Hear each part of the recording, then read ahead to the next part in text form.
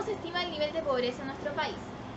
A través de la encuesta de caracterización socioeconómica nacional, más conocida como encuesta CACEN, la cual es realizada por el Ministerio del Desarrollo Social desde el año 1985 con una periodicidad bianual o trianual con el objetivo de disponer de información que permita conocer periódicamente la situación de los hogares y la población, especialmente la situación de pobreza y de aquellos grupos definidos como prioritarios por la política social, en relación a aspectos demográficos, de educación, salud, vivienda, trabajo e ingresos.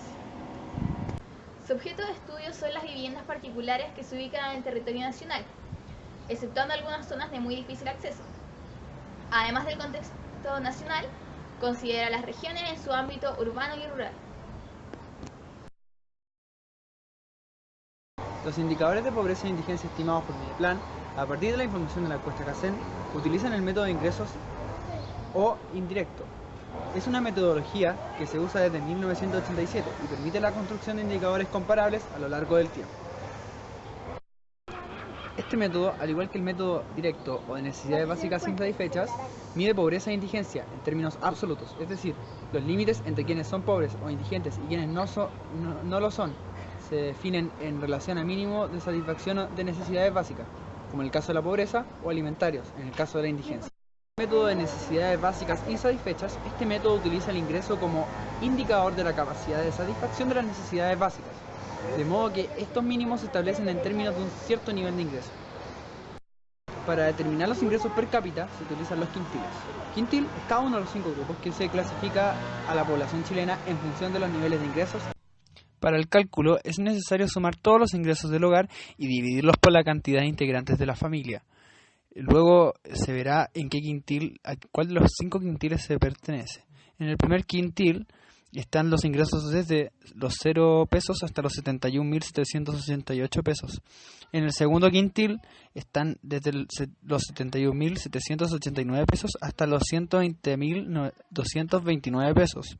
En el tercer quintil se ubican los remunerados desde 120.230 pesos hasta 184.909 pesos.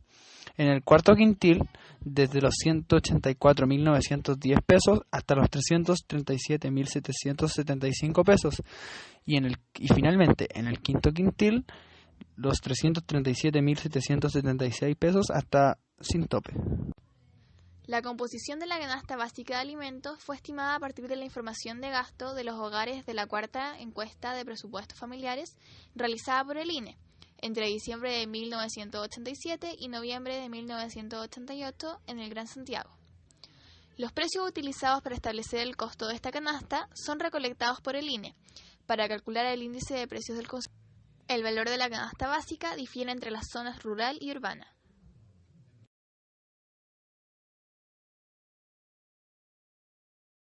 La condición de pobreza alude a privaciones materiales que afectan esencialmente la calidad de vida de las personas.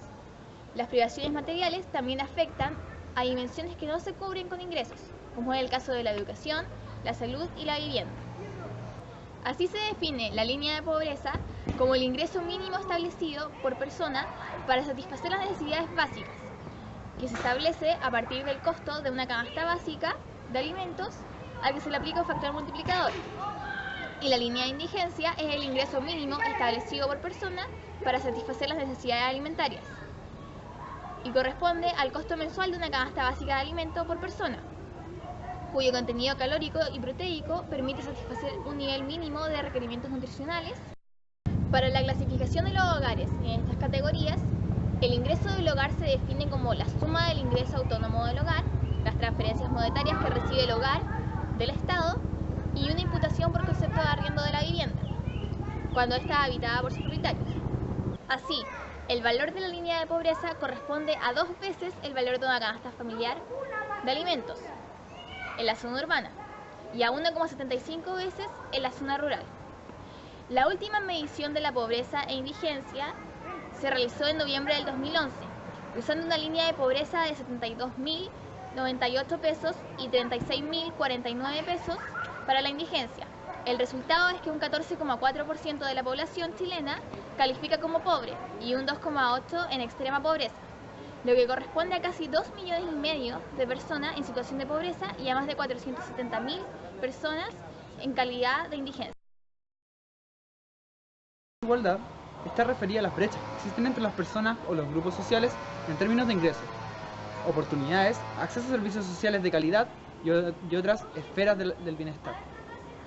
Respecto a la distancia entre los ingresos del 10% más rico de la población y el 10% más pobre, según los datos más recientes del 2011, nuestro país fue ubicado en el primer lugar del ranking con un coeficiente de Gini en la distribución del ingreso per cápita del hogar del 0,50. El coeficiente de Gini es un indicador de desigualdad. Su valor se sitúa en el rango 0,1, tomando valor 0 cuando representa una perfecta igualdad de ingresos, y el valor 1 cuando denota perfecta desigualdad. Siendo este el nivel más alto entre los países de la Organización de la Cooperación y el Desarrollo Económico OCDE, que en promedio presenta un coeficiente de Gini de solo 0,31. A los datos de la desigualdad de ingresos se pueden agregar estadísticas similares, que muestran la existencia de grandes desigualdades entre otras variables de resultados socioeconómicos y la calidad de vida en general, así como en la dimensión de las oportunidades, que equivale a la educación y formación de capital humano. Además, entre otros aspectos, destaca la baja inversión de protección social en Chile, que es el tercero más bajo de los países con un 10,2% del Producto Interno Bruto.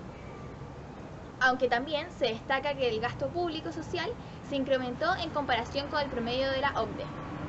En los últimos 25 años, Chile ha logrado reducir significativamente los niveles de pobreza, a lo cual ha contribuido el crecimiento de la economía que posibilita la creación de empleos y generación de ingresos de trabajo, así como el gasto público en los programas sociales que contribuyeron directa o indirectamente a elevar la calidad de vida de la población.